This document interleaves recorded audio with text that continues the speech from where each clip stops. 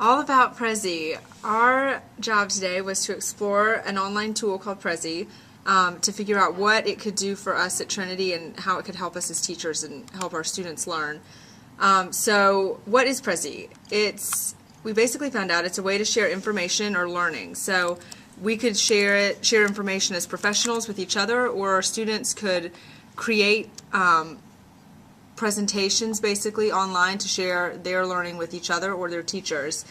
It's a great tool for showing a hierarchy of ideas. Like I said, it's a presentation tool, basically a 21st century PowerPoint, so it's a little more visually stimulating and interactive for students to create. And again, it's an online resource, so students can access it anywhere, at any time, and save their work online.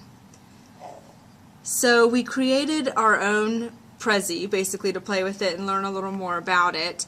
And through creating it, we've basically figured out that it would be a great way for students who are more visually inclined to create outlines, to do power writing, to do presentations, to organize their ideas.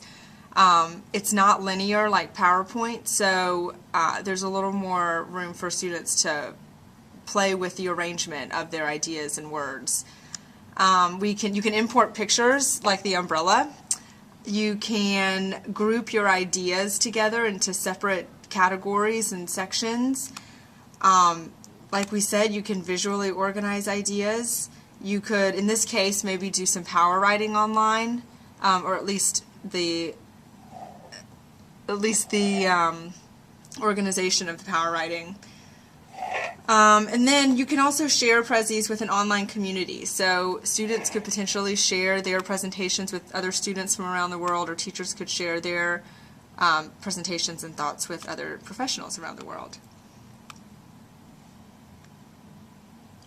Some of the things that teachers would have to consider when they were thinking about putting this in their classroom would be, it is something that you have to play with to learn well enough to make it different than any other presentation tool that students could use, like a PowerPoint.